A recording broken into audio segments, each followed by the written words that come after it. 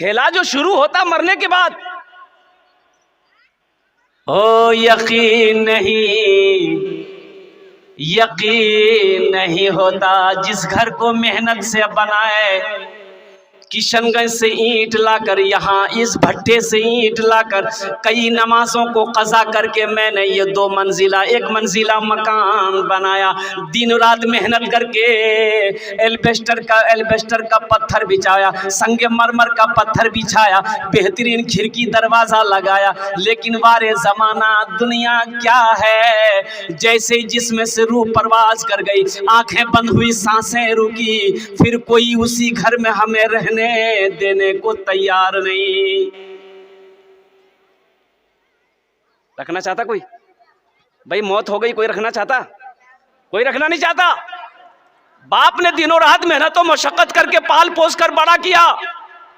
बाप मेहनत और मशक्कत करके मेरे घर में संगे मरमर का पत्थर बिछाया, ये दरवाजा, ये खिड़की लगाया, घर को फिनिशिंग किया। और जैसे ही मेरी मौत हो गई, घर में कोहराम मच गया। मेरी बीवी अलग रो रही है, बेटी अलग रो रही है, बेटा अलग रो रहा है। बेटा ने फोन लगाया खालू को, मामा को फोन लगाया, बोले मामू, तो उधर से खालू बोला कि भैया क्या कान हो रहे, बोला बा चले गई, बा चले गई है, बा मोरे गई है। तो खालू ने पूछा गया, अच्छा बेटा ना कान मरवा तो सभा को होवे, ना कान मिट्टी को पर मिट्टी, बोले बस जल्दी जितना जल्दी से करे दूँ, मुर्दा रखना घरों ठीक नहीं है। अभी तो मरा था, थोड़ी देर और रह लेने देते। इस घर को इतनी मेहनत से बनाया था, अभी निकालने की क्या ज़रूरत है, कुर्बान जाओ। हर आदमी यही चाहता है कि जितना जल्दी हो सके ये कब्रिस्तान चला जाए, जितना जल्दी हो सके इसे गुस्ल दे दो, जनाजा के नमाज पढ़कर चले जाओ, और होना भी यही चाहिए। लेकिन मैं आपको इस दुनिया की दस्तूर बता रहा हूँ, कब्र में फेंक देगा ज़माना, फेंक कर लोग होंगे रवाना। अच्छा देखिए, आपके मर जाने के बाद, मेरे मर जाने के बाद कोई काम रुकता नहीं है भाई। कोई काम रुकता है? कोई काम नहीं रुकेगा। आपके जो रिश्तेदार आए हैं, आपके जो मेहमान आपके घर में आए हैं, आपको जो मिट्टी देने आए हैं, और कुर्बान जाइए, वो जल्दी से आएंगे। वो इस इंतजार में होगा कि कब नमाज होगी, कब दफनाएंगे, कल हमको किशनगंज जाना है, हमको सोनथा जाना है, हमको फला काम करना है। सारे लोग इंतजार में है, और जैसे ही आपको कब्रिस्तान में मिट्टी देकर लोग आए, भूख लगी है, खाना खाएंगे। अरे कोई खाना तो छोड़ दो, मरने वाला मरा है, अरे कोई भूख को बर्दाश्त तो कर लो। लेकिन बोलेगा नहीं, ये दुनिया का दस्तूर ये नहीं है। मरने वाला चला गया, अब उसका अमाल है, वो है कब्र है, वो समझे, हमको उससे क्या मतलब। समझेगा कोई? तो मेरे भाइयों, एक साथी है। अल्लाह के नबी सल्लल्लाहु अलैहि वसल्लम ने इरशाद फरमाया कि एक मरने वाला मौत के वक्त में उसका 3 दोस्त था। कै दोस्त था बोलो? 3 दोस्त था। तीनों दोस्तों को करीब किया, बोला कि भाई मरने वाला कहा कि देखो मेरा आखिरी वक्त है, अब मैं इस दुनिया से रुखसत हो रहा हूँ, तुम लोग मेरी क्या मदद कर सकते हो। एक दोस्त आगे बढ़ा, बोला कि हम तुम्हारी ये मदद कर सकते हैं कि तुम बीमार हो, हम तुम्हें महंगा से महंगा हॉस्पिटल में महंगा से महंगा डॉक्टर से तुम्हारा इलाज करवा सकते हैं, इसके अलावा हम कुछ नहीं कर सकते हैं। दूसरा दोस्त बोला कि हम तुम्हारा ये हेल्प कर सकते हैं, ये ताउन मदद कर सकते हैं कि जब तुम मर जाओगे कुर्बान जाओ, हम तुम्हें गुस्ल देंगे, कफन खरीद कर लाएंगे, तुम्हें पहना देंगे, तुम्हें कंधे पे उठा के जनाजे की नमाज पढ़ देंगे, और फिर तुम्हें कंधे पे उठाकर कब्रिस्तान ले जाकर कब्र में डालकर मिट्टी से बराबर कर देंगे, इसके अलावा हम कुछ नहीं कर सकते हैं। और तीसरा दोस्त से पूछा कि भाई तुम मेरे लिए क्या कर सकते हो। तो तीसरे दोस्त ने कहा कि गम ना करो, फिक्र ना करो, तुमने मुझे दोस्त दुनिया में बनाया है, हम दुनिया में भी तुम्हारा साथ रहेंगे, कब्र में भी साथ देंगे, हशर के मैदान में भी साथ देकर तुम्हें जन्नत के अंदर में दाखिल कर देंगे। तो अल्लाह के नबी सल्लल्लाहु अलैहि वसल्लम ने इरशाद फरमाया कि पहला दोस्त कौन था? पहला दोस्त पहला दोस्त उसकी दौलत थी, उसका माल था, पैसा। ये कह रहा था कि चिंता ना कर, ये पटना लेकर जाएंगे, दौलत है ना, दिल्ली लेकर जाएंगे, महंगा महंगा डॉक्टर से तुम्हारा इलाज करवा देंगे, इसके अलावा हम कुछ नहीं कर सकते हैं। दूसरा दोस्त उसके घर वाले थे, उसकी बीवी थी, उसका अहलोयाल बेटा था, भाई था, चाचा था कि हम लोग क्या कर सकते हैं, जब आप इंतकाल कर जाओगे गुस्ल दे देंगे, कफन पहना देंगे और जनाजे की नमाज पढ़कर कब्र में ले जाकर दफन कर देंगे, और इसके अलावा हम लोग क्या कर सकते हैं। तीसरा दोस्त आमाल था, तीसरा दोस्त आमाल था। वो आमाल जिसको दुनिया में आपने बनाया है, जिसको साथी बनाया है, वो आमाल यही कहता है कि तुम गम ना करो, तुमने दुनिया में मुझे अपना बनाया है, दोस्त बनाया है, मेरी वजह से कई रातों की कुर्बानी तुमने, नींदों की कुर्बानी दी है, दुनिया में तुमने हलाल हराम को छोड़कर हलाल को अपनाया है, तो तुम गम ना करो, हम तुम्हारे साथ कब्र में भी रहेंगे, हशर के मैदान में भी रहेंगे, और अल्लाह की बारगाह में सिफारिश करके जन्नत के अंदर में दाखिल कर देंगे। अल्लाह के नबी ने फरमाया ये अच्छे आमाल वो तुम्हारा आमाल है। तो मेरे भाई इंशाल्लाह इन तीनों दोस्तों में से अच्छे अमल करेंगे इंशाल्लाह। हाथ उठाओ दोनों बजे, इंशाल्लाह अच्छे अमल करेंगे। अच्छे अमलों में से एक अमल है भी है, आखिरत का अमल है मेरे भाई, आखिरत का अमल है।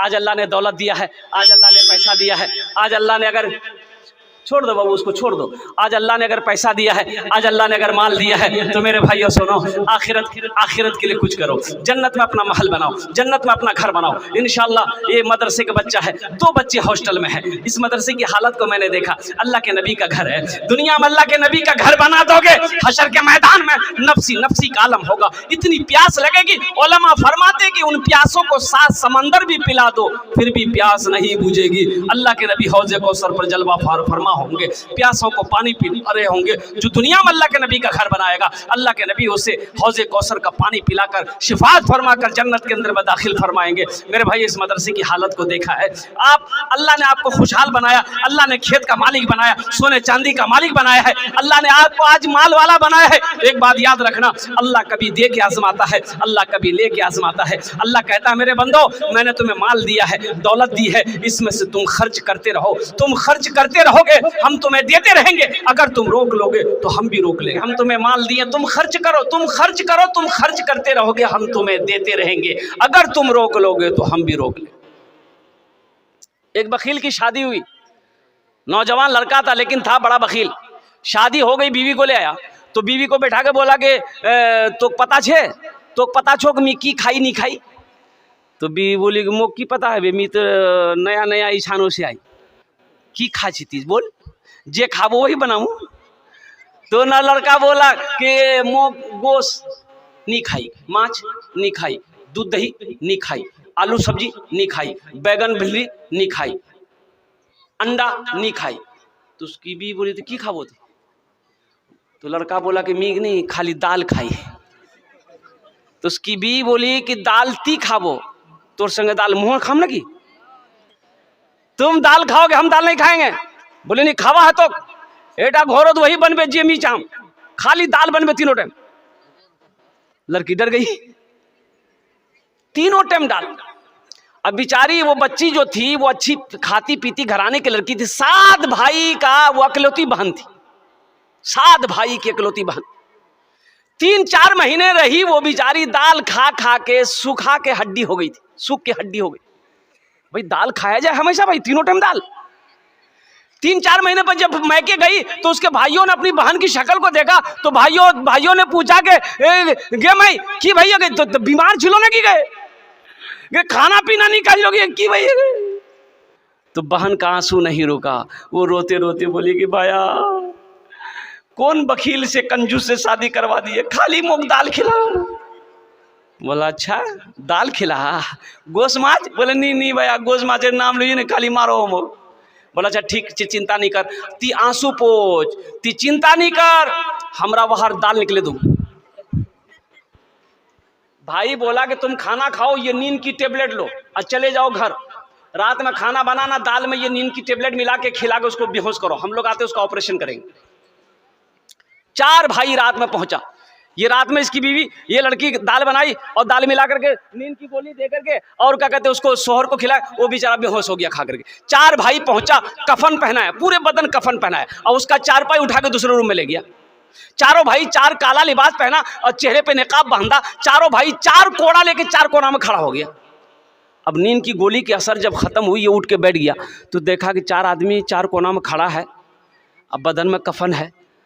तो पूछा कि भैया तुम रखे चीज़ है? बोला सुनो भाया वाया मत करो, तुम मर चुके हो, उस दुनिया में नहीं हो, उस दुनिया से उस दुनिया में आ गए हो। हमरा फरिश्ता जी जल्दी तैयार है जाती सवाल जवाब दे वर्तने। तो बोला कि कौन सवाल? तो पहला सवाल किया कि तुम अल्लाह की नेमतों में से दुनिया में कौन कौन सी नेमत खाए? बोला नहीं खाली हम दाल खाए। तो काहे गोश्त काहे न खाए? 50 कोड़ा मारो इसको। अब 50 कोड़ा यहाँ है, बा पसीना हेड हो गया उसका। अब ये 50 कोड़ा हो गया, वो तो बेहोश होने पर था। फिर दूसरा सवाल किया माछ खाए लो? बोला नहीं भैया माछ नहीं खाए। बोला फिर 50 कोड़ा मारो उसको। 100 कोड़ा में फिर बेहोश हो गया, जैसे पहले बेहोश था बेहोश हो गया। कफन खोल दिया, जहाँ सोया हुआ था लाके सोला के रख दिया। अब सुबह 10 बज गया, नींद नहीं खुल रही है। अब भाई नींद खुलेगी? 100 कोड़ा यहाँ है। उसकी बीवी आई उठाई कर, उठबो नहीं, नाश्ता करबो नहीं, जल्दी उठ ली। बहुत मुश्किल से आँख खोला, बीवी बोली कि जल्दी उठ, मुंह हाथ धोए थी तैयार है जा, मी दाल रोटी बने नहीं हो सोई। तो बीवी को बोला दाल नहीं बनाबो, दाल रजा बहुत सख्ता जाप से। मी रात देखे लिया ती झोला दे, मी बाजार जाई, आज गोश्त नहीं हो सू, माछ नहीं हो सू, माछो बनबे गोश्तो बनबे। मेरे बच्चों बखीली छोड़ो, बखीली से तौबा करो।